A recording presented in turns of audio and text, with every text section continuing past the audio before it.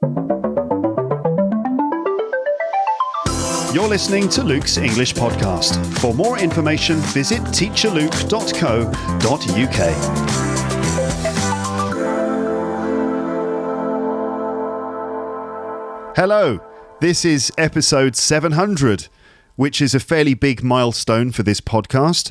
I was wondering what to do for this episode. But then my cousin Oliver suggested that he interview me for an episode of Marooned with my music. Now, you might not be familiar with this podcast series, Marooned with my music. Long-term listeners might remember that I have done 3 previous episodes using this theme, one with my dad, one with my mum, and one with my brother James. And they are episodes 248, 250, and 252 if you'd like to find them in the archive and listen. So the concept of Marooned with my music is very similar to the concept of an extremely successful and long-running BBC Radio 4 programme called Desert Island Discs. Many of you will be familiar with it, I'm sure. You can find the Desert Island Discs podcast and stuff and find all of the interviews that they've done on it. So the concept of Marooned with my music is very similar. In fact, to be honest, the concept is basically exactly the same.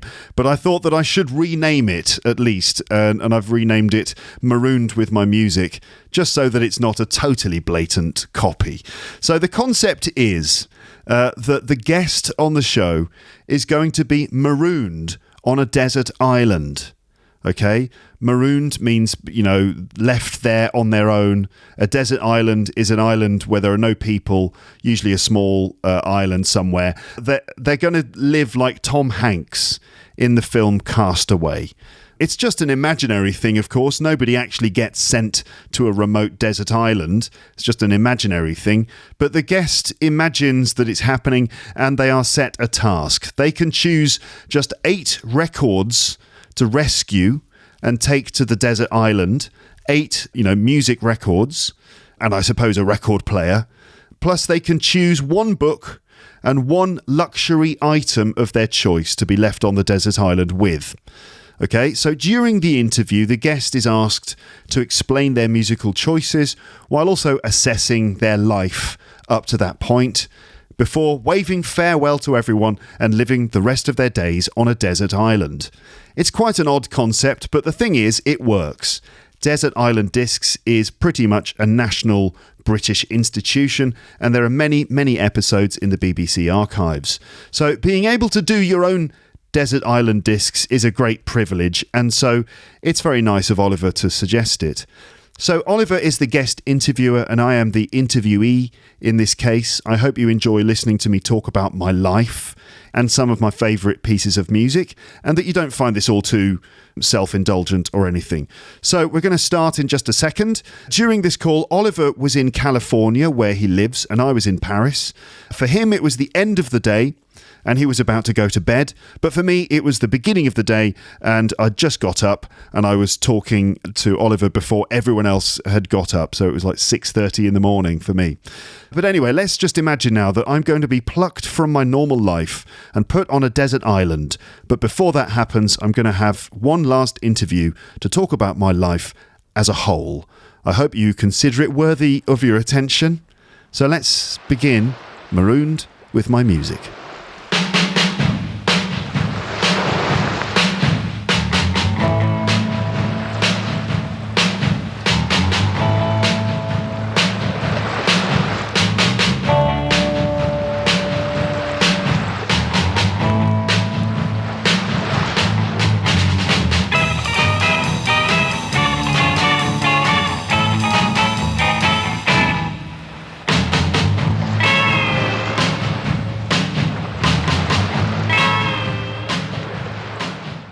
Welcome to Marooned with my music.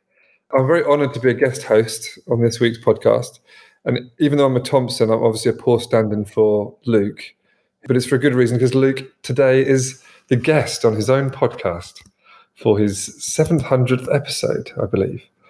So Luke Thompson is a man of many talents, many interests, many cultures, a musician, a teacher, a podcaster, a comedian, a very good impressionist, a husband and a father, and of course a cousin, importantly to me. And I'm very honoured to find out more about Luke's life through the music that is most precious to him today. So welcome, Luke, to your own podcast. Thank you. This is very odd. First of all, being interviewed on my own podcast, but also having to choose 8 songs in this episode of Marooned with my music. I mean, it's kind of a cultural milestone, isn't it? Is that the right phrase? This radio show format. And having to choose 8 songs is extremely difficult, frustratingly so, where you realize that you're narrowing things down to only 8 songs. Somehow it feels like I've lost most of the good stuff, and I've had to hack it all down to only 8 things. But still, it's always impossible to choose only 8 songs, isn't it? Especially if you love music. Tell me, how did you approach the task? So I decided that I would try to pick songs that represent periods of my life, but I haven't really done that very successfully, because while also doing that, I wanted to pick songs that I just love and that are meaningful to me in some way. So some things relate to different periods of my life, but then other things are just bits of music I love, and I'm going to have to try and shoehorn them into my life story in some way. I don't know if I can do that, but anyway. The great sort of characters on Desert Island Discs, that series have more than one appearance, so maybe there'll be another chance to follow up. I suppose so. It's my podcast. I can do what I want. Yeah, exactly. Okay, well, listen, let's talk about where you are now in your life. So you're living in Paris with your wife and daughter. That's right. You're recording a very popular, award-winning podcast, and you're spending your time. You're still, doing comedy when global pandemics allow. But tell me, are you in a good place in your life? Are you arrived at somewhere that you're content? Yeah, absolutely. I mean, there are times in your life, and you will share this feeling, especially when you are in your 20s or something like that, where you are trying to imagine what your life is going to be. You're trying to picture what you're going to do with yourself. You're trying to work out what kind of person you'll be when you're you're approaching your mid-40s. Adulthood, proper adulthood, is sort of a thing that you don't really know how to do. You don't know what it's going to be like. You don't know what shape it will be or how you're going to get there. But if I was 20 something again and I looked at myself now, I think I'd actually be pretty chuffed. So obviously living in Paris is kind of extraordinary. I never really expected this, to go out to get my lunch or to go to the post office and wow, I'm in Paris and look, there's the Eiffel Tower, there's the Opera House, and it's like, this is bizarre on a daily basis. I've been here for, gosh, is it 9 years now? Something like that, nearly 9 years, and it's still every day it feels weird. Like, what am I doing living in Paris? But that's cool. That's a really good feeling. Also, yeah, so I'm married and I've got a child, which is also like, how did that happen? Who agreed to be with me and to let that happen? So I feel sort of very lucky that in a sense I've made it to this position, and everything's kind of going okay. I don't know how I did it. I don't know what happened maybe over the last 10 or 15 years, but things seem to sort of slot into place. Also doing a podcast, which is kind of the main thing I do now, is a total dream come true. I mean, it's extraordinary. Thank God for the internet, because so when I was a teenager, when I was leaving school or doing my A-levels or going to university, I had no idea that this could have been a possibility. And yet it is a dream come true, because I always imagined or hoped or dreamed about having my own radio show. It's always been a kind of a little fantasy of mine ever since James, my brother, and I used to play around with cassette recorders, those old cassette recorders from the 80s. Yeah. You'd have a radio and there was a tape player with a record button. You could record songs off the radio, but often they'd have a little inbuilt microphone in them. You could select the microphone and then you could record yourself. So we used to record our own little radio shows and adverts and things like that. And it was always lots of fun. But yeah, somehow I managed to get into broadcasting sort of through the back door in some way, where I just kind of did it myself. So thank God for podcasting. I'm very happy with that development in the world, that podcasts are a thing, because it totally gave me an option in my life, which is perfect. I do think all the things you did kind of led to this place. in terms of stand-up comedy, teaching, playing in bands, the things you did when you were a kid. And it is like the perfect medium for all the things that you like to do. And studying media, studying culture at university. I said I didn't do a lot of work experience, but I did do quite a few work experience placements in production companies. I spent a week at a little company that produced weather reports for regional TV stations. So they had, just like the way that they do weather reports on TV, they had like a little studio, and the presenters would describe what was going on the map, and they had a monitor. So they would make weather reports. They'd design the graphics to show the weather, giving summaries of the weather reports, and there'd be a person in the studio, giving directions and stuff. And so I spent a week there, and they even got me to do a weather report offline. I mean, I wasn't on TV, but they kind of did it and they filmed it and stuff. And so I did a few of those things. So I was always kind of somehow thinking I'm going to get into broadcasting. But the kind of, what was it that stopped me? I'm not sure really. I felt like the world was a bit intimidating, the kind of job market. And at the time, I wasn't sure of myself at all. I didn't know what I wanted to do or who I was. I wasn't confident.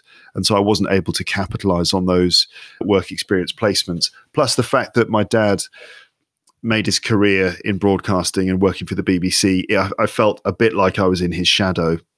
And he helped me get work experience placements. So every time I walked into some company, they were like, "Oh yeah, we know your dad." So I always wanted to do my own thing, and yet I still wanted to do broadcasting. So I sort of ended up doing it like this. Funny, isn't it? It was water flows in one direction. It was destiny. It was meant to happen. It was. So listen, we're going to come to your first disc now. What's your first musical selection for us? My first musical choice. So I wanted something to sort of summarize my early childhood, my childhood days, which were spent playing, messing around, making homemade radio shows with my brother, watching lots of classic films that we had on VHS, like Star Wars, playing with toys, playing with Star Wars figures, and generally having a pretty wonderful time. I mean, we grew up in the 80s, and I was thinking that may be the best time in all of human history. Certainly, if you lived in England, it was one of the best times in all of human history to grow up, because we had some technology. It was pretty basic stuff, but we had things like videos and some basic computer games and things. But the technology wasn't overwhelming. It wasn't like the internet where it dominates everything in your life. So we lived a very simple, innocent sort of existence, but with lots of cool stuff like good toys, games, films and things. And in a relatively safe, stable situation. It's not like the environment was all going wrong, or at least we didn't know about it. No issues with all the trouble that comes with the internet and kids these days. And I just feel like it was pretty amazing. So the song that I've chosen is by Madness, which is, I think, the band that, it's like my family's band. We all love the Beatles, but somehow Madness seems to sum up or represent the spirit of being in my family, certainly in the 80s. And the song is called The Return of the Lost Palmas 7, which is an instrumental track. But I just love the song. It's just got a timelessness to it, and it's fun, and it's funny as well. It's kind of comedic, especially if you watch the video. So it makes me think of the video, which is a sort of like a montage of so many clips of different things. There's like little clips from Star Wars in the video. I don't know how they got away with that, and various other little images. And generally, it's just a great tune, and it just represents the sort of innocence and fun of my childhood days. And this will always remind me of that feeling, listening to this. Plus, I love the bass line. I know my dad loves this. So that's the first song. Madness, The Return of the Lost Palmas 7. Let's have a listen.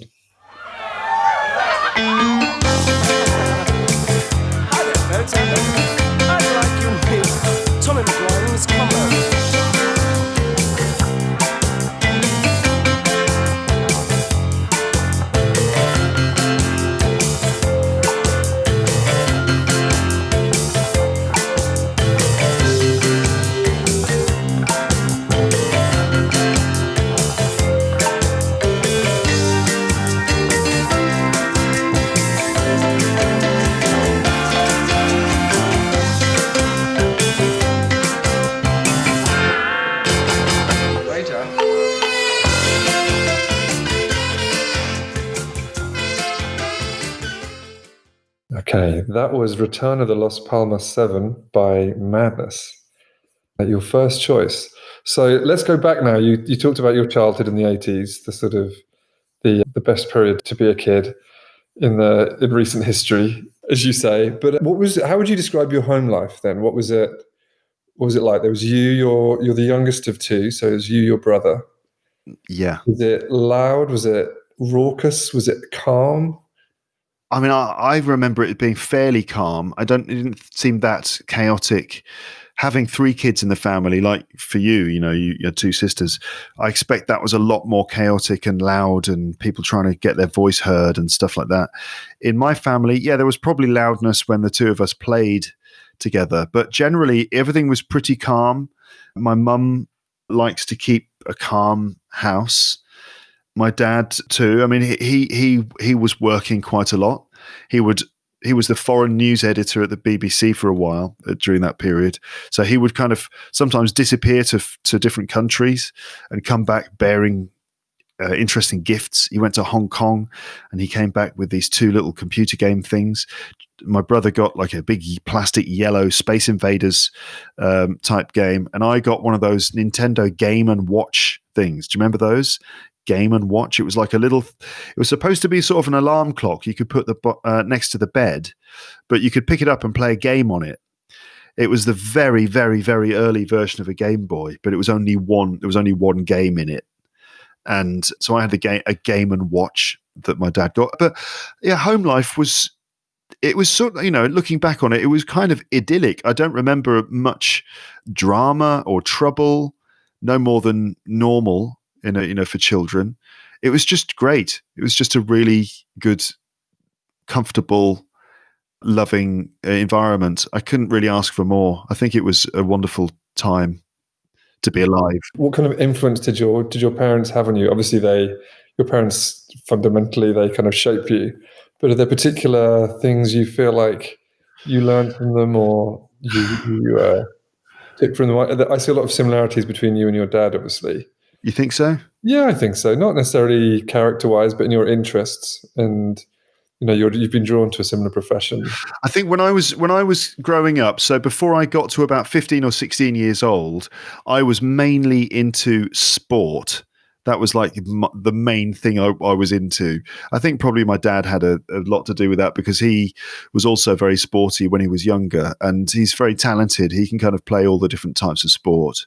And so I think he was quite enthusiastic about playing sport and stuff with us. So me, maybe more than my brother, who got into things like skateboarding, which, is not something my dad knew about. But I would play football like 24 hours a day if I had the chance at that period. And my dad would be always up for playing with me, and we used to watch football together. I don't know. It's very hard to tell. Kind of. I think there's just their interests probably influenced me so much, like the things like football with my dad, but maybe with my mum, I don't know really. It's hard to explain. Yeah, you don't know, do you? I just guess it's a kind of creative family, and I could see that your mum's a very creative person as well, and your brother.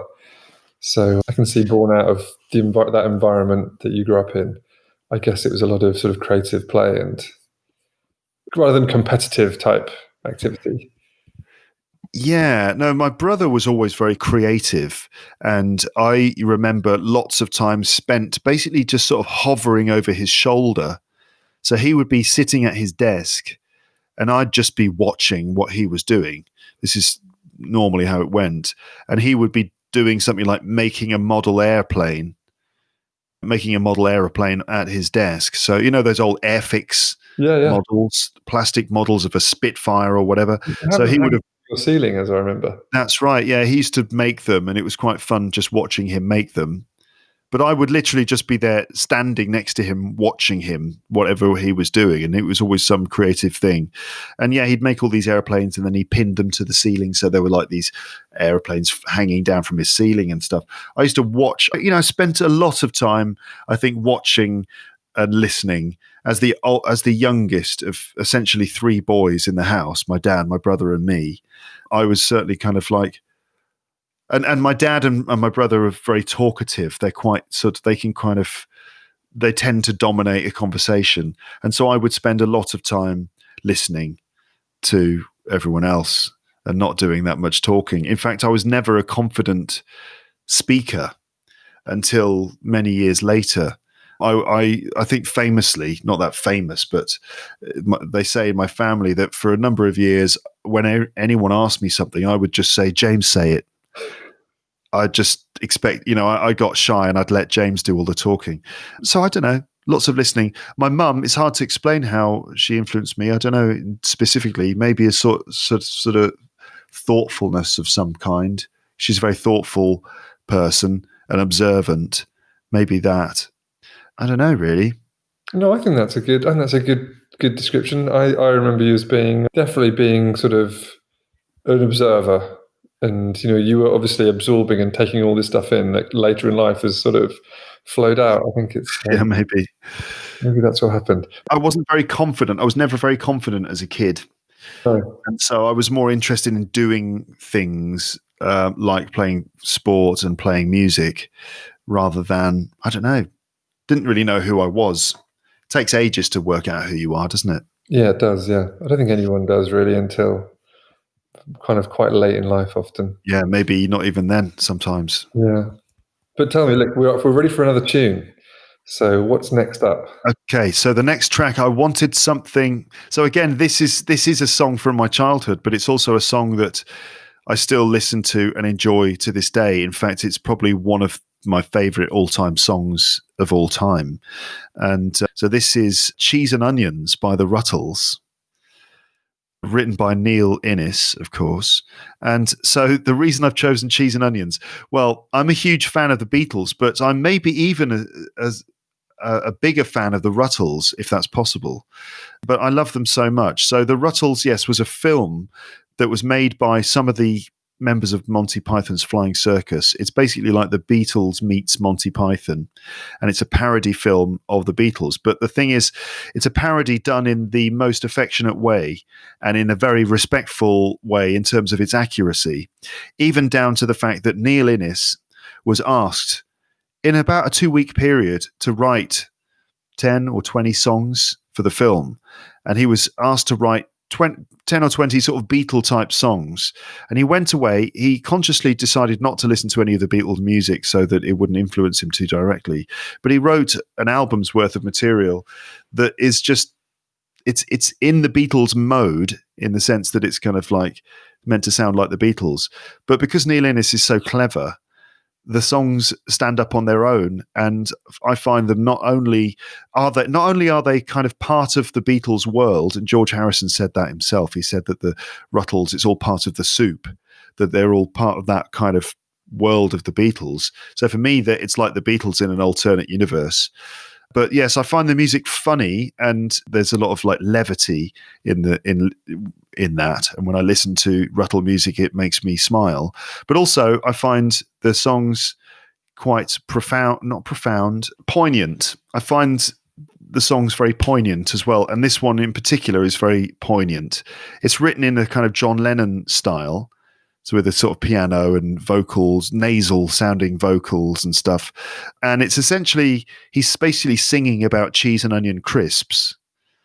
And yet somehow it has a poignancy to it that it's hard to explain. In the midst of the kind of tongue-in-cheek parody and the comedy and the poignancy of the feeling, there's just like the perfect mix of that sort of thing. I like comedy. I like comedy music as well.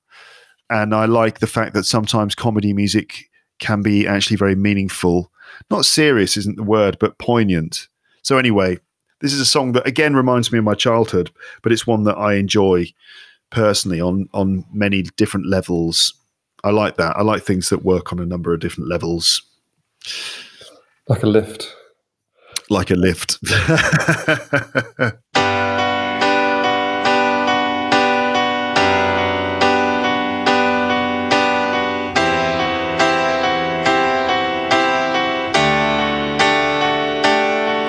have always thought in the back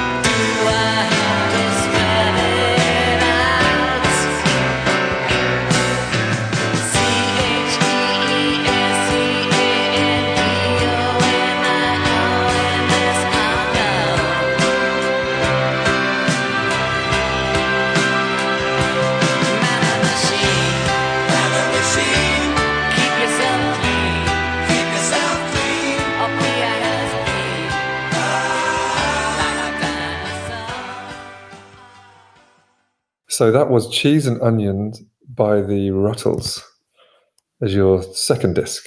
Let's move on now to the sort of next phase in your life. When you were, tell me, how old were you? You grew up in Ealing in London, but you moved to Solihull in Warwickshire when you were 10? I was 9 years old when we moved. So we moved from pretty urban place. I mean, Ealing is sort of a suburb of London, but it's kind of just London as well, really. So definitely an urban place just on the edge of London. And we moved to essentially it was pretty much the middle of nowhere. So a kind of little village between two towns in the Warwickshire or Solihull countryside. The little village that we moved to had virtually nothing in it. There was a park with a football pitch and some swings. There was a pub, and there was a post office with a little shop attached to it, and that was it. And lots of fields, lots of fields, lots of nothing. You have to walk for 30 minutes to an hour to get to the nearest train station. The buses would stop at 3:30 in the afternoon. So the last bus would be the one bringing the kids home from school, and then the buses would stop. So it would be very easy to be stranded out there. And it was very, very much a countryside sort of existence and quite remote. Quite a contrast to living just outside London. Yeah. So that was different. In that phase of your life, I remember a lot of, I mean, as with all kids, that's like the crucial phase when you shape your interests and that you start to get into the things that probably stay with you for life. But in that period, you kind of took up the drums and got into music, I think. So yeah. Like about 11 years old, I decided I wanted to start playing the piano because I had a little keyboard and I'd learned to play some tunes on it. And I decided that I wanted to play the piano. So my parents were delighted with that, and they paid for me to take piano lessons with a local teacher, which was great. And so I had 5 really good years of being like a great piano player, making progress and doing my exams. I got to grade 5. And so I did, I was able to concentrate and practice and stuff, and I got quite good. I don't think in terms of music, I don't, it's hard to say how I'm good at music. I don't know if it's that I've got a particular talent in terms of being able to technically be good, but instead I think I've just got a certain feel that I can put into the music that I play. And so that was nice. That came out. But anyway, yeah, when I got to about 15 or 16 years old, I started to grow up a bit, and I suddenly discovered that I had lots of other better things to do than to practice playing the piano for an hour every day and play classical music and stuff. And I started discovering other types of music, and suddenly was fascinated and interested by lots of other things. I mean, I remember when I was about 16, I felt like sort of my brain switched on in a way. And I wasn't just like, oh, I'm going to go and play football. It wasn't as basic as that. I suddenly started thinking for the first time and became aware that I was actually thinking about things, and I became kind of deep, man, and things like that. And so I started becoming less interested in playing the piano. But luckily for us, our parents, my brother and I, our parents had bought us a drum kit. I think they bought it partially for James because I had the piano, and so they wanted to encourage James to do something. So they bought the drum kit. Officially, it was for both of us, but I think largely it was to encourage James to do something. But I started playing it, and I got really into that. Plus, at the same time, I got a cheap bass guitar and started playing with those things. So it became about playing the drums and playing the bass and a bit of guitar. But yeah, I just suddenly started getting into music. The other thing was that I guess living in this house, which felt a bit like the middle of nowhere, you end up sort of becoming quite inward. So there was quite a lot of time spent in my bedroom, just working with, like playing with my CDs, my CD collection, and making a lot of mixtapes for people. So again, this is why like choosing only 8 songs is almost impossible, because if you're making a mixtape on a 90-minute cassette, you've got about 16 songs to play with at least. So only 8. I mean, it's almost impossible. Also, I started exploring my parents' record collection and discovered lots of classic stuff in there. And that was really good. So I don't know what. I think during that period as well, because for me from the outside, I saw you getting into just all just all sorts of different types of media, whether it was you were really into music, it was stand-up comedy, you were deeply into film, and you obviously have a Star Wars obsession, which I'm sure all your listeners are aware of, but all sorts of different film. But it was just sort of pop culture in general. You were just sort of absorbing all of this, and became quite encyclopedic about your knowledge. And I just feel that was that period of your life. It feels like that all started to sort of bubble up. And yeah, just sort of became really fascinated and really interested in everything, especially pop culture, as you say, music and films. It just became endlessly interesting and fascinating. Interesting. I guess just growing up, you get to a point where some sort of intelligence kicks in and you start to be inspired, And so I just got really into music and films. My parents' record collection helped, but it was just like this sense that music could be really exciting. And I discovered some new forms of music that I hadn't really discovered before, like things like jazz, stuff that had been around for ages anyway, but just that when I listened to it, it just felt like, wow, this is amazing. Well, this is the music for me. I remember being introduced to different kinds of music beyond just the pop music that my parents had sort of played in the car and the classical music I'd played on the piano, especially jazz and jazz funk and those other more obscure forms of music.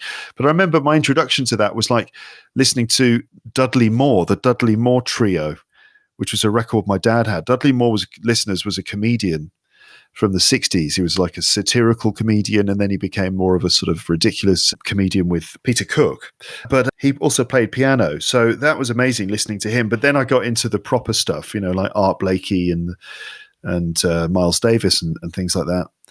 Is that a moment to pause for your next track? Yeah, this does lead us to my next song choice.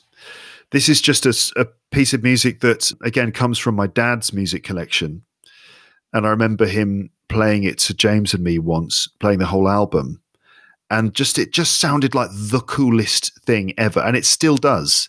I don't know how it's possible, but even when I listen to this music now, it's still as exciting and brilliant as ever. And this is just a piece of music I can just switch on. It's only about 2.5 minutes long, but I can just get completely lost in it. I love the musicianship. It sounds like they just recorded it live in one take.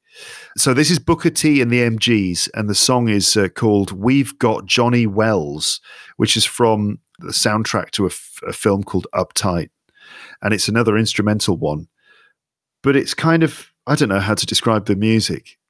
It's kind of like funk music, but the guys were session players. They played on all of the Stax soul music stuff, but on their own, they just, I don't know, just brilliant. And also the fact that you can clearly hear the instruments. There's a bass, there's a guitar, there's drums, and there's a Hammond organ. Just 4 instruments, and they're incredibly tight. And it's just a joy to just listen to it. So this just represents the excitement of discovering other forms of music, even stuff that had been around for decades, but was exciting and new to me. Okay, let's put it on.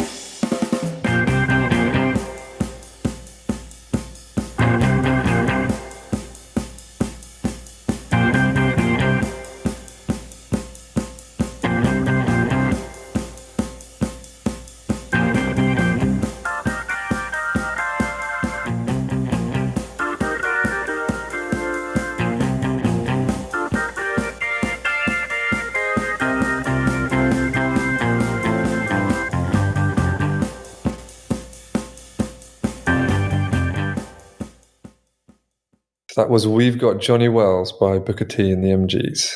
So we're just talking about your time in Solihull in your sort of teenage years when you had a bit of an awakening to all the different things in sort of art and music and Girls. you're interested in, and Girls as well, of course. girls, of course. Well, Became an important factor. That included things like clothes and the way you behaved and the way you tried to kind of, present yourself to the world. Suddenly it was important what girls thought of me, and I liked showing off. is that right? Is that something that sort of? Yeah, there were a couple of years where I decided, I think I must be attractive to women now. Yeah. Because, you start to get interest from girls, and that in turn affects your confidence and your outgoingness. So when I was at school, I was generally quite sort of a dull figure, I think, in on the scene. I would generally try and sort of blend in with the furniture. I just didn't want any trouble, because at school can be, it's not tough, not like for some people, but to an extent it can be a bit tough when you get kids. There's a lot of competitiveness, a lot of bullying, and people picking on each other. And for me, school was just it was just a case of trying to just sort of blend in and get through. Keep your head down. Keep your head down, exactly, and just get through it. And then when I left school, I went to sixth form college. A lot of kids just stay on at the school that they're at, and they do their A levels at school, which is essentially still like being at school, but you don't wear a uniform.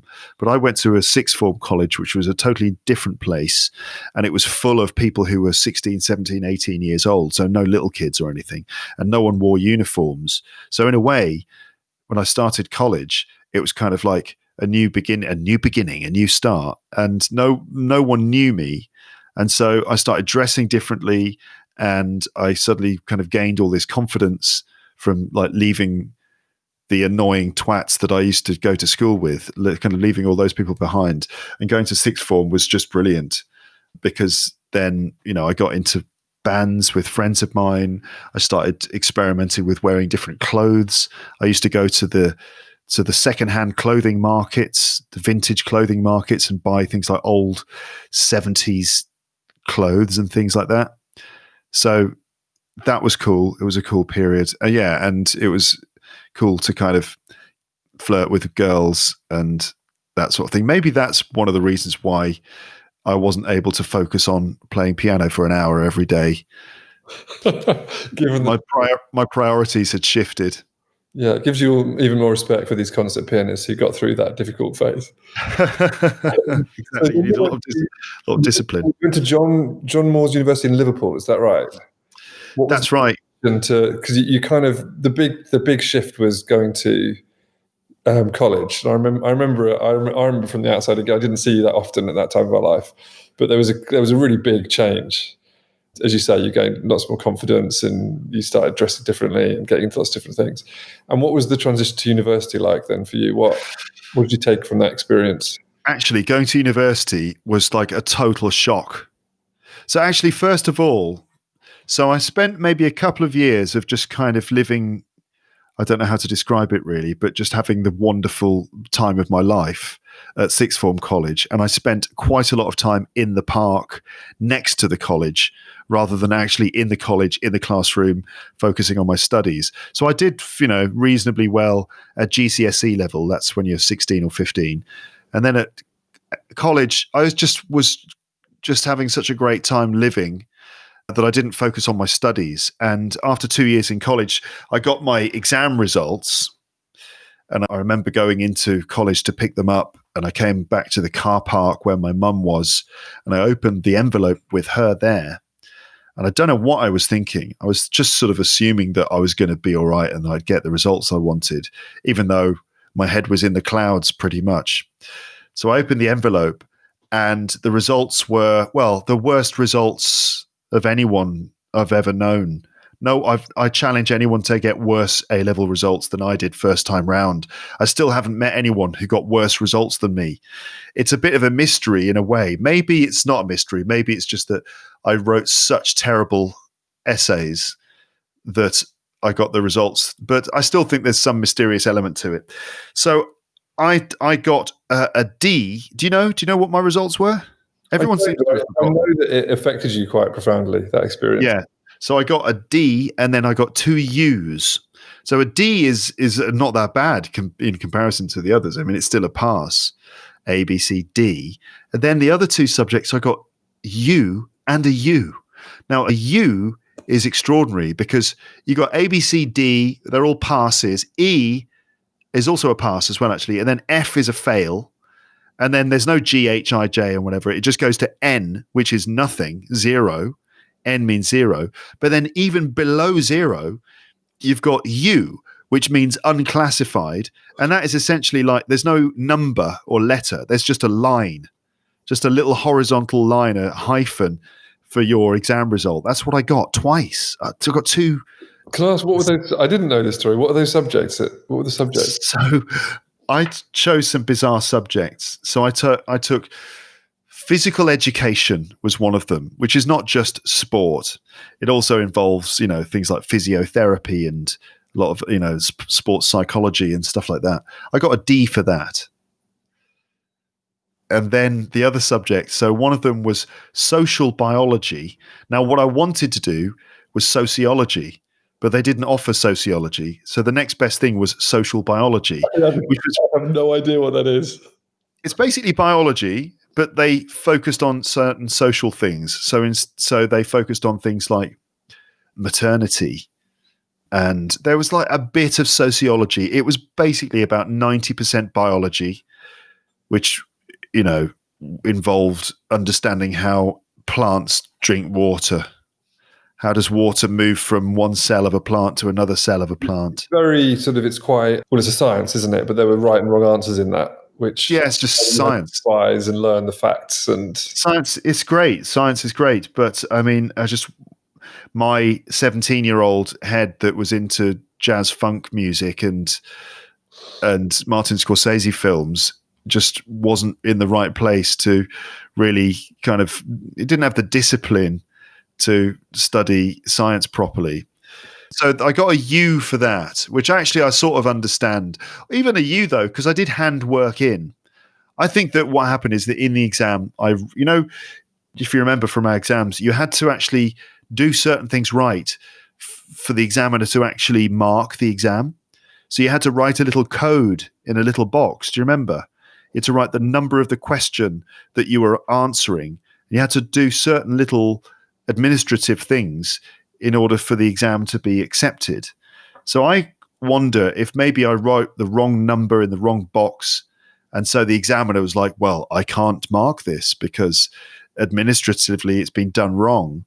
And this is what I've told myself, that how else could I get a U? Because I remember in one of the exams, I thought I'd written a fairly reasonable essay. So anyway, the third subject I did was religious studies and philosophy. So for that one, I wanted to do philosophy, but they didn't do just philosophy. So they did religious studies and philosophy. And religious studies involved, studying religions in some way. So one of the religions I studied was Islam. So I was studying things like, the development of Islam and stuff like that. And also essays about the existence of God. So there were the philosophical arguments around the existence of God. And so one of the essays I wrote in my exam was about evaluating the arguments for and against the existence of God. And I thought I'd done a reasonable essay on that one, but apparently not. Not even a number, not even a letter, just a line. Maybe it was someone religious who really took issue with your... I didn't write anything controversial. I don't know. But anyway, it was a huge shock. It was a huge shock when I opened that envelope. My mum says that my face went grey because, 2 U's and a D, you're looking at your future. And especially when you just assume that you're going to be all right. But no, it was such a huge failure. Yeah, I think probably compounded by the fact that you are a very intelligent guy who's from a very, well-educated family, who must have been like, what? And it does sound like an error of some sort. I am a very intelligent guy from a very intelligent family. You are. But yeah, that part of it was that my dad had done very well at school and had done very well at university. He got good A-level results. He went to Oxford University and got at least a 2-1, which is a good degree. And so there was a lot of expectation, I think, for us to follow in his footsteps. But not only did I fail to follow in his footsteps, I kind of essentially like chopped my own legs off so I wouldn't be able to make footsteps. Yeah. But yeah, that's like shocking. Like, and everyone always forgets. Like, I'll never forget, but everyone else seems to forget. Like, I'll say to my brother, "Do you remember my exam results?" And doesn't really remember. My dad. I appreciate that. Moments at that particular age as well, where you have a very sort of profound moment to you that actually affects your whole sort of sense of your own identity. And it was a huge thing because like all my friends who were in my year all disappeared to university, and I was left. I just remember just spending a lot of time on my own the year after, and a lot of time of like sort of soul searching, reflection, and knowing that I'm a failure. Like carrying like quite a huge, heavy failure on my shoulders. And so I think almost what it did to me was that because I had such a good time those 2 years, and I'd been quite carefree, and I'd been thinking about music and other things, and that directly led to a huge failure, that then I became very cautious, and it knocked some confidence out of me, and I wasn't quite as strident in terms of like going out and having fun and just doing the things that pleased me, that I suddenly was given this sense of like, I don't know, guilt or worry or concern that I was going to lead to, that just enjoying myself would lead ultimately to failure in my life. And so it was a very weird thing where, I don't know. Yeah, there was always that lingering sense that I could just screw everything up at any time. Yeah. And that I probably was. It was a precarious existence. Yeah, that's right. I mean, we're very privileged, really. And I have nothing to complain about. I've had a very, very privileged life. And some people struggle with all sorts of problems. So failing your A-levels is not really a major deal. But for me at the time, it felt like it was. Everyone else had disappeared.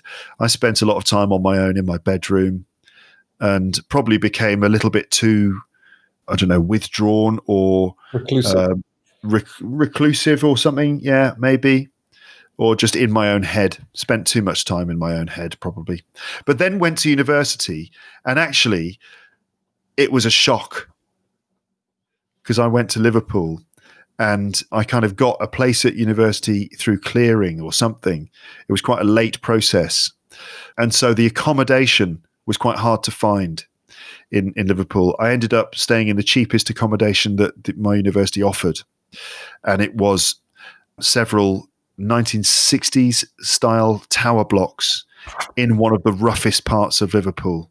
And Liverpool, outside the centre, can be a very rough, tough place. And so here's this soft kid from the Warwickshire countryside, like Frodo Baggins, transported to this tower block in the heart of Scotland, the Scotland Road area of Liverpool. And it was a real shock. It was quite scary. I remember like 2 weeks after I moved there, my parents came to visit me, maybe brought me some stuff. And while they were visiting, we went out onto the balcony. So we were on the 11th floor. My apartment was on the 11th floor. So 13 floors in this building, every single floor identical. So, and it was all student apartments. So you'd be in your apartment. If you visited the same apartment 7 floors down, it's identical. It's just the same apartment 13 times. Anyway, my parents came to visit. We were on the balcony having a look at the view. And then down below, this was a Saturday afternoon, on the street below, on the dual carriageway, a very busy highway, suddenly all these football fans poured across the road. And it was Everton fans chasing some Middlesbrough fans. And they caught the Middlesbrough fans in the middle of this big road, and all the cars had stopped and stuff. And they proceeded to have a huge fight in the street below us. And my mum and dad were watching. And there were guys like getting their heads kicked. People were throwing bricks at each other.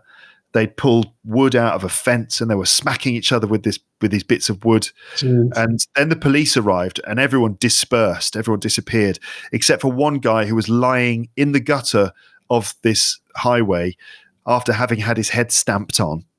He was just lying unconscious in the gutter, and the police and ambulance arrived. He was all right in the end, but that was a bit of a wake up call of like, bloody hell, you live in a rough place, and it was rough. It was really, really rough and grim, and so that was. And also, I wasn't really very well equipped to look after myself. I don't think I ate or cooked properly. Yeah. It sounds familiar. It's like Withnail. It was like Withnail and I ultimately university life. It was like quite a lot of mess. No one doing the washing up, not eating and looking after yourself properly, drinking too much beer, and in the midst of it all, trying to make sure I didn't screw it all up, like I screwed up my A levels. So I managed to do that. Ultimately, I came out of it with a 2-1, and so thank God for that. Basically, as well. So tell us, give us your next tune. What's next? The next one? Well, I had to pick one Beatles song because I'm such a big fan. And, I went to Liverpool. And I think part of the reason I went to Liverpool was because I was such a big Beatles fan. And it was very attractive to go and be there. But so which one, though? I mean, it's almost impossible to pick just one Beatles song. There are so many I could have picked. Oh, which one you went for? I could have picked something from Rubber Soul, because that is the soundtrack of, I feel like, when I was 2 years old, just kind of crawling around on the carpet or something. But anyway, the one I've picked is called And Your Bird Can Sing, and it's from Revolver. But this is not really a typical Beatles sounding song, I think, compared to a lot of their stuff. It's got a slightly different sound. It's got that kind of jangly 1966 sound. So it's not exactly the typical Beatles song. But why? Why am I choosing this one?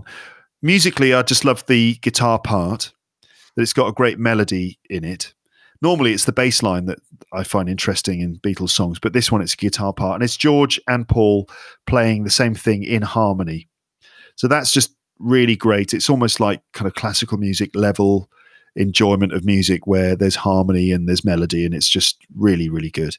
But also, I mean, this is a John song, and it's just got that kind of conviction to it. The song it's got so much conviction and righteousness, but the good kind of righteousness. There's a sort of righteousness which is like where people, you imagine people being self-righteous and being arrogant with it, or something like this. But this is like John, he's convinced he's right, and it's just flowing out of him. I think the song is about, it's not clear what the song is about, but one thing I heard is that it's about Frank Sinatra, and Frank Sinatra kind of arrogantly saying, I've heard all the different sounds, and and kind of criticizing the Beatles generation and their music, because at that time there was a lot of innovation, and the Beatles in particular were discovering new sounds and new boundaries and things.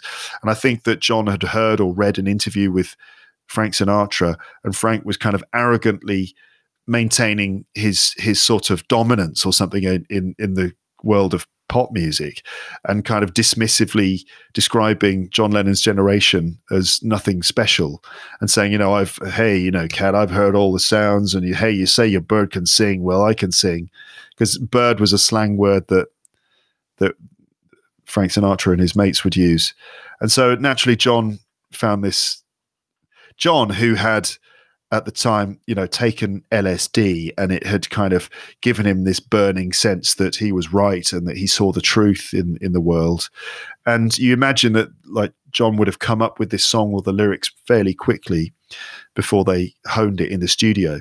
But it just has that sense of just conviction, which is just really great to get a flavor of it. Every now and then you can listen to this and it just fills you up with this sort of great sense of conviction.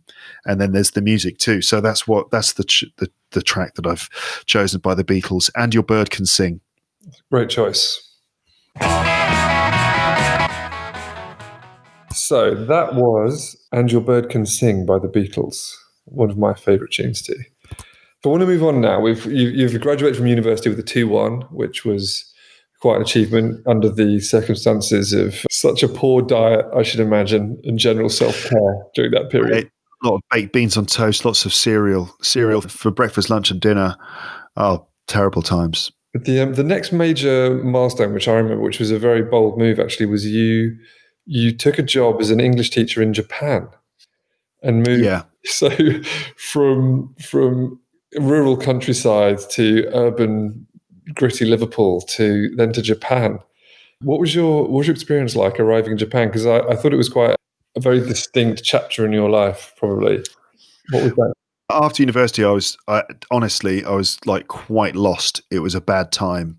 I didn't know what I was doing with myself. I didn't know I couldn't imagine that I would now be living the life I'm living and that I'd kind of, that I'm all right. But in those days, I had no clue what to do. I had no vision at all for my future. And I just felt a little bit like I wasn't really capable of living in the world. I just didn't feel capable of really doing a great deal. I felt like my university life had not really socialized me. In fact, quite the opposite. I felt like I was a bit out of place and out of sorts and sort of mentally wasn't in great shape, I think, at the time after university. And I just didn't know what to do. And I desperately needed to find something. I remember speaking to someone who, again, I was doing work experience at the BBC arranged by my dad. And it was a horrible week. I just hated it. It's too complicated to go into, but I wasn't very happy. And I remember at the end, the woman who was responsible for me, she sat me down and she said, "So what did you get out of this week?" And I ended up we got into the fact that I didn't know what to do with myself. And she said, "Why don't you just travel? Just go out and just have experiences. Just go and travel, have experiences. You're young, it'll take you a while to work out what you want to do." So she told me to do it. And I thought, okay, I will. And another friend of mine had told me that a friend of his was an English teacher and he painted this picture of his life. And I thought, this sounds amazing. So it was like, yeah, he teaches English in the morning. He lives in Barcelona and he teaches English in the morning. And in the afternoon, he goes to the beach. And I was thinking, this sounds fantastic. So it does, doesn't it? Initially, I thought, I'm going to move to Barcelona and I'm going to do that. So I had to take a teaching qualification. I did a teaching course called a Certificate in English Language Teaching to Adults, which is the entry-level qualification. Really hard, really, really hard. You've got to study linguistics, you've got to study English, and you've also got to do lots of teaching practice. So there was lots of standing up in front of groups full of people and trying to teach them English. And that was a huge learning curve because at the beginning of that, I felt so awkward and so self-conscious. I didn't know how to stand up in front of a room full of people and talk to them, let alone teach them. I didn't know what to do with my hands. I didn't know if I should perch on the edge of the desk or if I'd stand up or sit on a chair. I did not have control over my body or myself. And so it was very healthy to break out of that by being forced to break out of it, by being made to teach people and stand up in front of people. And it kind of broke me out of my funk sort of thing. But yes, I chose to go to Japan because I just thought, well, if I'm going to go abroad and do this, I might as well go somewhere totally different and far away. And there were lots of jobs available in Japan. So off I went. And on the flight there, I immediately regretted it. On the way over there, I had a huge crisis of confidence and thought, this is a huge mistake. What am I doing? I should be back home in England, focusing on my career, trying to get some job in the media. What on earth am I doing? This is a huge mistake. But when I arrived, I settled down because it's the same thing. I mean, it's like they've got the same stuff there. They've got Gravity, they've got Starbucks. Everything's pretty much the same, but it's not the same at all. It's like so different. Being in Japan, you swing between this is normal. Everything's just the same as it is back home. And then you swing to, no, this is totally different. They think in a completely different way. It's like I'm living in an alien planet. So, but it was a wonderful experience going to Japan because first of all, I was working solidly 8 or 9 hours a day and teaching. So that was it took me out of myself, forced me to be more outgoing, but also it was just so different.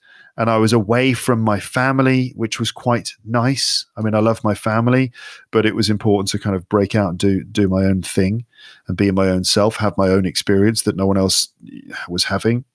And it was a huge thing for me. It was a great experience. I had many wonderful experiences there.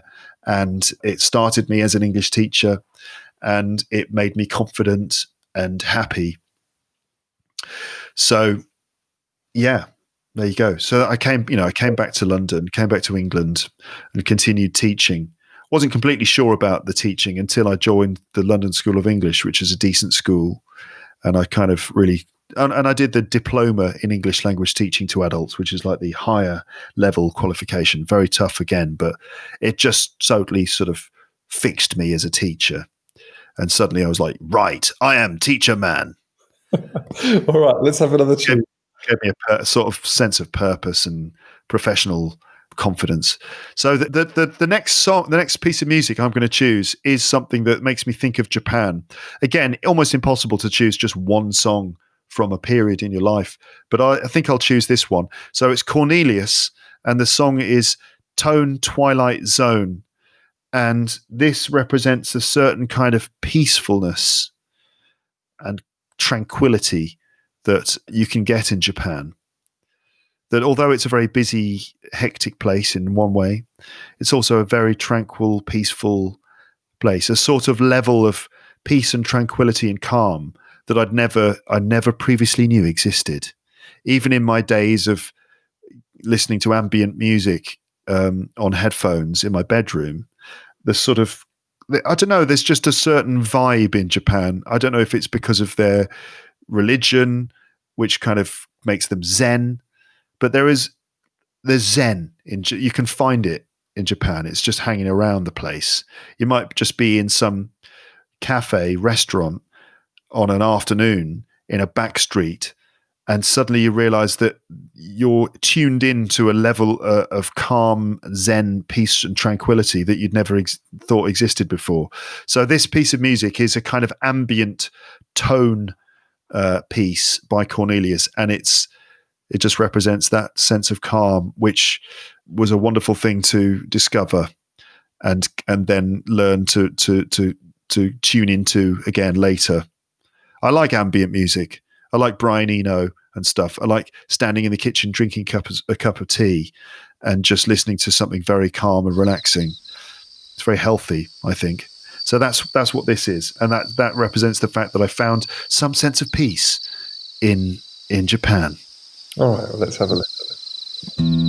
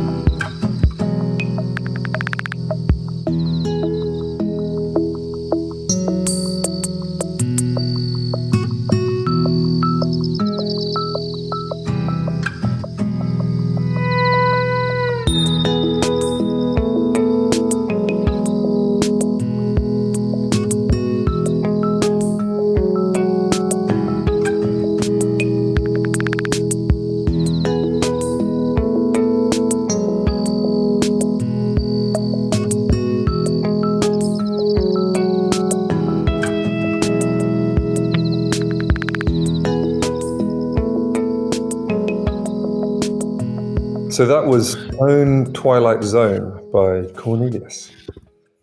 So we've come back from Japan. You're in London. London, you were saying you're at the London School of English, and this is a period when you really started to get into your career as well and start to, I think, did you begin the podcast during this phase of your life?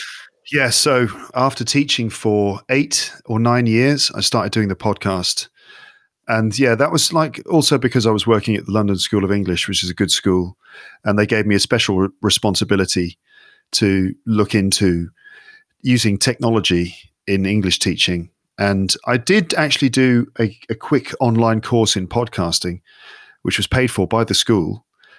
And it was the basics like file types and different platforms. And this is very early days really for podcasting. There wasn't a lot of infrastructure for it. But anyway, so I learned the basics of that. And I did produce a couple of episodes of a podcast for the London School of English, but they decided they didn't want it because the style I wanted to use for it was a lot more relaxed and personal and just authentic and natural, but they wanted something a bit more professional sounding, scripted. And I was like, nah, no thanks. So I just did my own thing, just did it myself using my Apple Mac laptop, and just didn't stop doing it. Where it ended. And there was another, I mean, I know in that period you started doing stand-up comedy, and you really started to, I think the confidence you brought back from Japan, maybe you started to actually enjoy the things that London had to offer. English teaching totally gave me confidence, because all day, every day, I was just in front of people, not performing, although sometimes you kind of have to do things to keep things light, but just spending all my time essentially presenting all the time. That gave me confidence, and that's what allowed me to start doing stand-up. If I'd never done teaching, I wouldn't have been able to do it. I mean, I saw a lot of other people on the stand-up course that weren't really even capable of doing the standing up part. Like, seriously, like they didn't know how to stand in front of an audience of people. They didn't know how to use their voice. The body language was not coming naturally to them. And you see some people, when they are put in front of a room full of people, their body starts to do weird things. Like, people sort of physically close themselves off from the room just instinctively. Other people, weird, uncontrolled body language comes through. I remember one guy, he would stand there and his head would wobble while he was talking. He couldn't stop doing it, but his head would wobble and he couldn't make eye contact with the audience. So what was I saying? It was teaching that kind of like just when I went up, I just grabbed the microphone and just felt comfortable, even if I wasn't comfortable or if I didn't know what I was going to say. You know, I didn't really have anything to say so much, but I just felt like the vehicle for it was quite well made. So I was able to stand and feel quite comfortable standing up in front of everyone. And I was like, yeah, this is great. I could do this. But then finding the comedy was the difficult thing. I managed to do it. But anyway, teaching is what gave me confidence to do those things. So yes, there was a time of like doing things, projects, and trying to do something. Weirdly, like, again, although I was a teacher and I'd been one for 10 years or whatever, I guess I was still trying to break into media or broadcasting in some way. And I ended up doing it, as we've said, on my own terms, using this podcast. Yeah, well, let's have another tune. Okay, so actually, it was a really difficult one to whether I'd keep this one or choose something else. There are so many different candidates for this list of 8, but I've gone with this one. So this one is, hold on, just make sure that I'm saying this name. Yeah, so this is Patrice Rushen, and it's called "To Each His Own."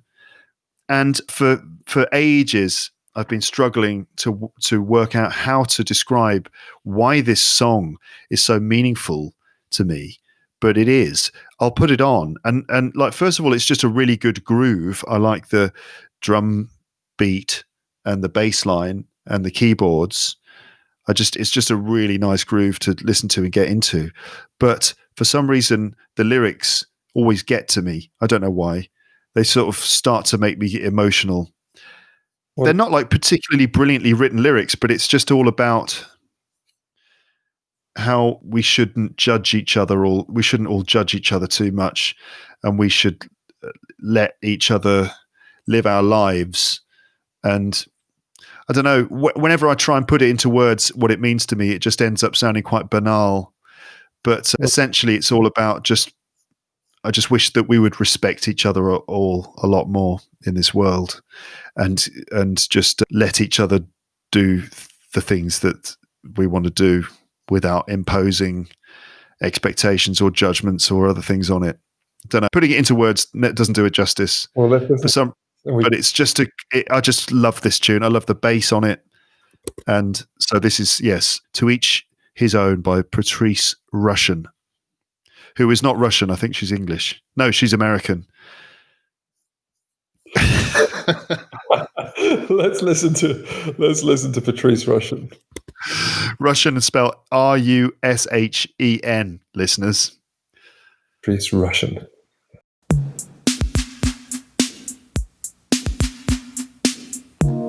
A person came to my front door just yesterday.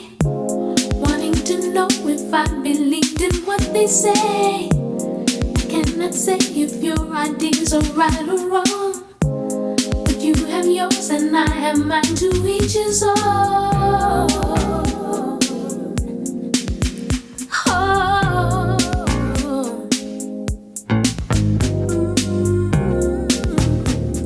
Yeah, yeah, yeah.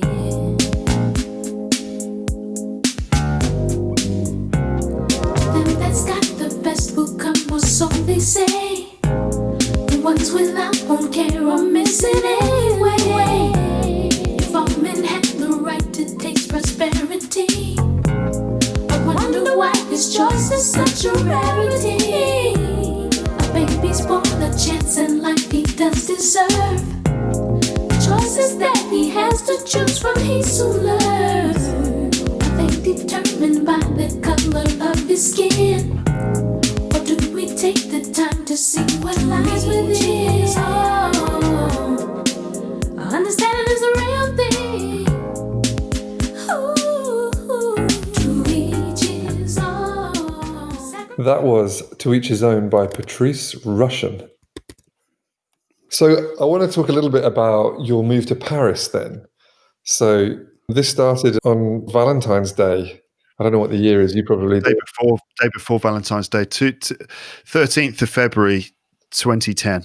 2010. So this is when you met your now wife. Is that right? That's right. And a major change ensued. So tell us a bit about that period where quite quickly, I think I don't know, were you in a long distance relationship for a while there?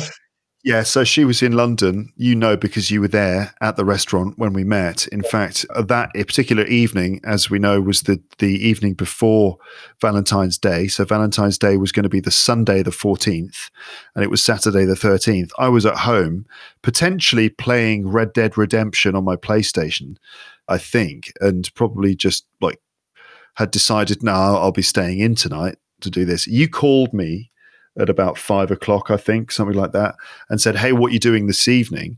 And you told me that basically our friend Steve Borg, otherwise known as Borgie, also known as Corgi, that he was going to be having dinner in Knightsbridge, which is not far from where I used to live, and that his girlfriend would be there, and that she was bringing a friend of hers, and that the friend of hers was also bringing two of her housemates. So it was basically, come out tonight, there will be girls. And I was like, oh, all right then. Yeah, I think there was a bit of persuading needed. But, You did have to persuade me, because I was quite committed to spending a nice, comfortable evening in front of my PlayStation 3, shooting people in the Wild West. Yeah, and then as I remember, I went home early and you stayed out all night pretty much. That's right. So yeah, but I mean, you hadn't been too well, but yeah. So we went for the dinner. I ended up sitting next to my wife, which was a coincidence, isn't it? She wasn't my wife at the time, obviously, but yes, I ended up sitting next to her, and we kind of got on with each other. There was chemistry. And we went from there to another place. I mean, it's testament to how keen I was on her that I was willing to go to the places, to the other places we went to. Going out in Knightsbridge is not normal. I mean, I'd never, ever go out in Knightsbridge. It's one of the poshest, most expensive parts of London. And that's where you find Harrods, the famous shop where you can do things like buy a mouse covered in diamonds for about £200,000. That's the sort of thing. That's the sort of marketplace that we're talking about. So we went out in Knightsbridge, and then so after the meal, they were going to go to a bar or a club, and you bailed. You went home, and I was like, I'm going to stay. I think I'm going to stay out actually, and so I did, and we went to this horrendous club in, I guess, South Kensington or something. Just a horrible place. Just the sort of place I would never normally go. Full of sort of millionaire 20-somethings. Trustafarians. Yeah, trustafarians, or people who just got way more money than sense. And like, to give you an example, a flavour of the place, we walked in. They were playing loud music, of course, because it was a club. But I don't know why, but there was no bass, and the treble was turned all the way up to the max. So it's just like no bass. Normally you like nice deep bass sounds in a nightclub. There was no bass at all, and the treble was so loud it was almost like really painful on your ears. I was thinking, what's the matter? Don't rich people like bass? What's going on?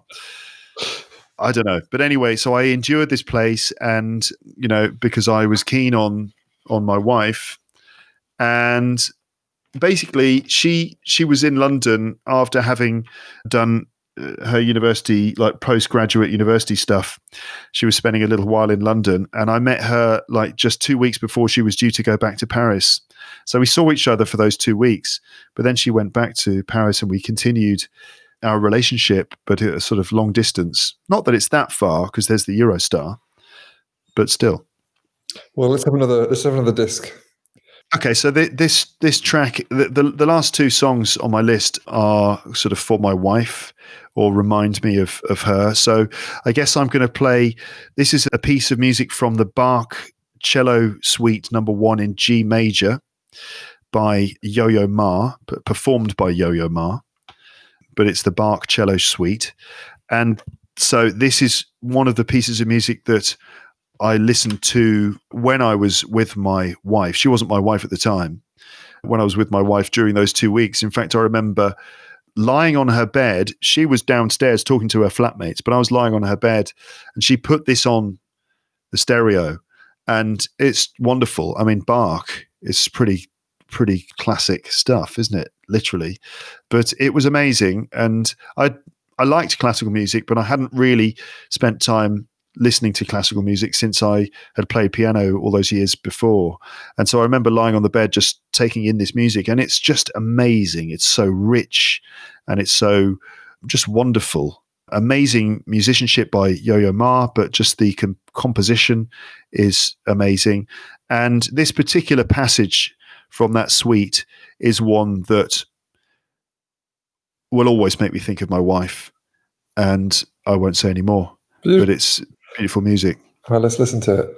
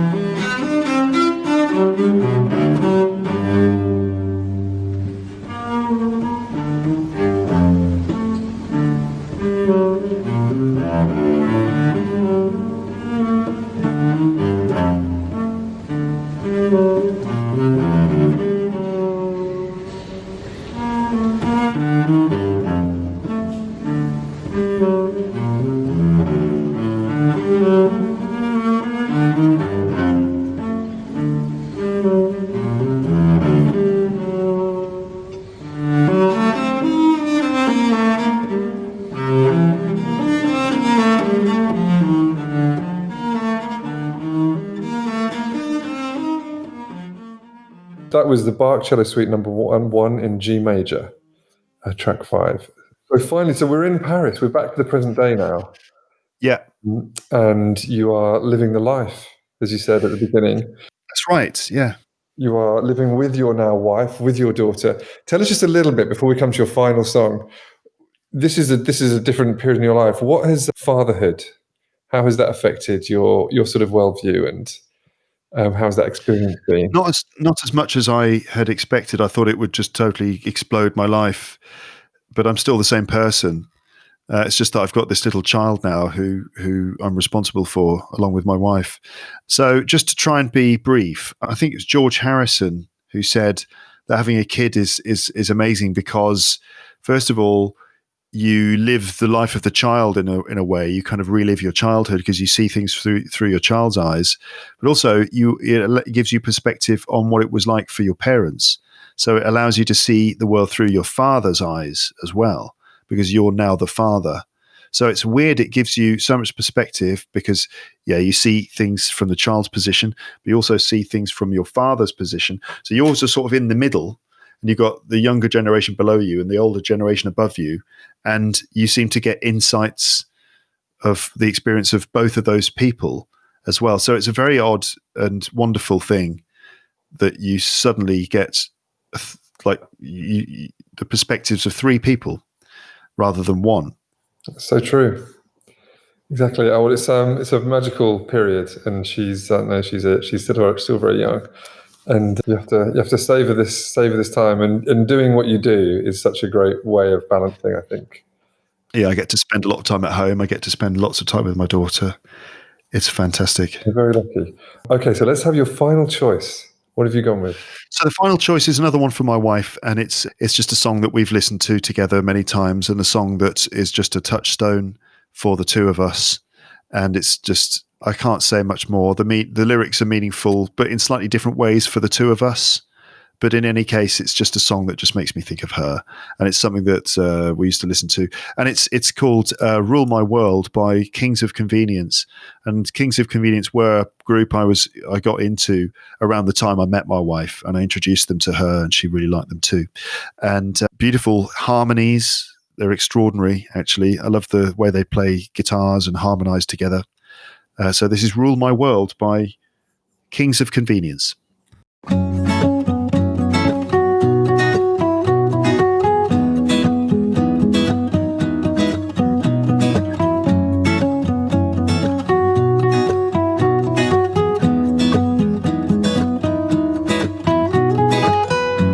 You set yourself above, but all forgiving God you claim that you believe in.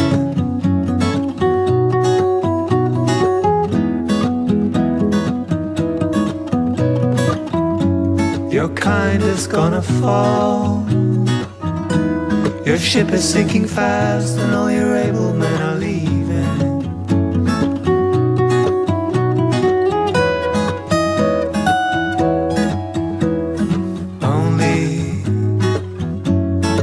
Someone who's morally superior can possibly and honestly deserve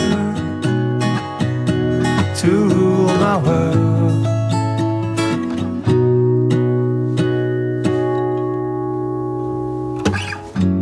I talk before I think.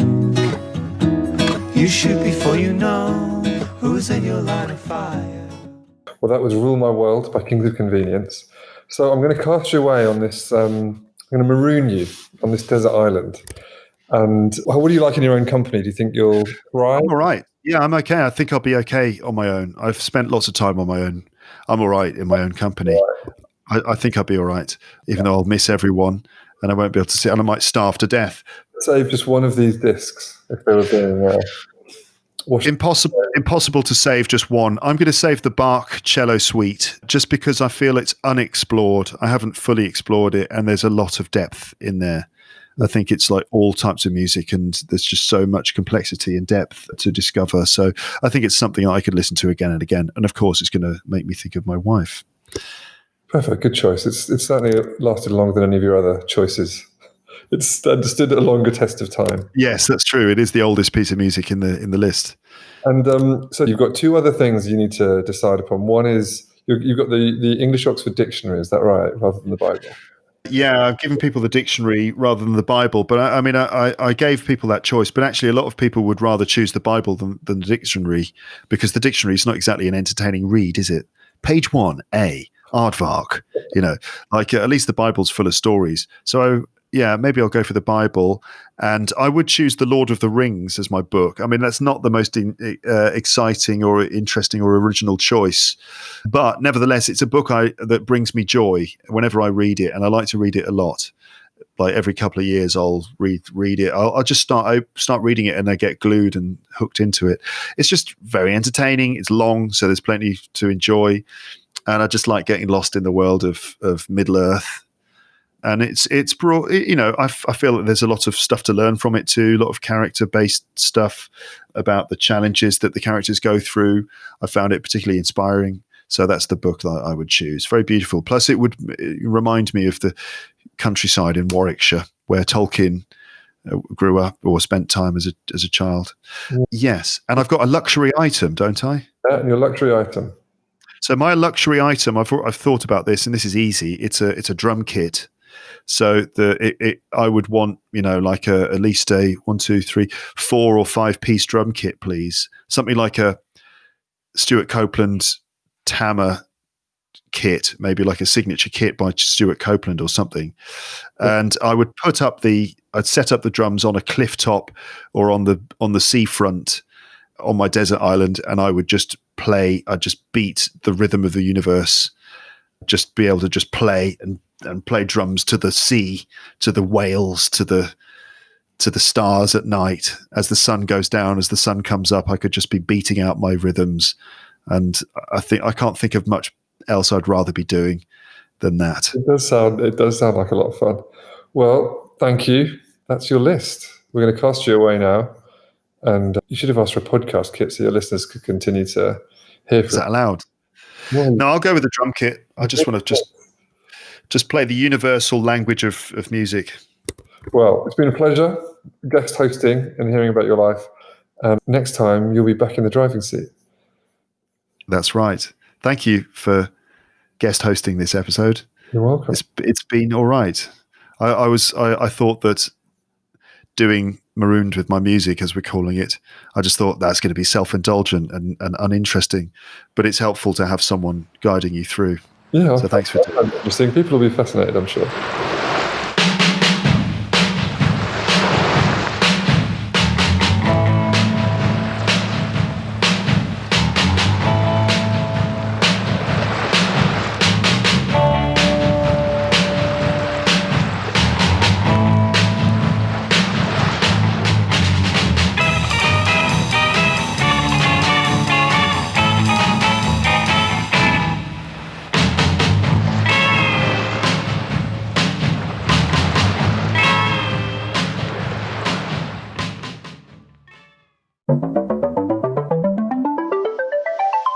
Thanks for listening to Luke's English podcast. For more information, visit teacherluke.co.uk.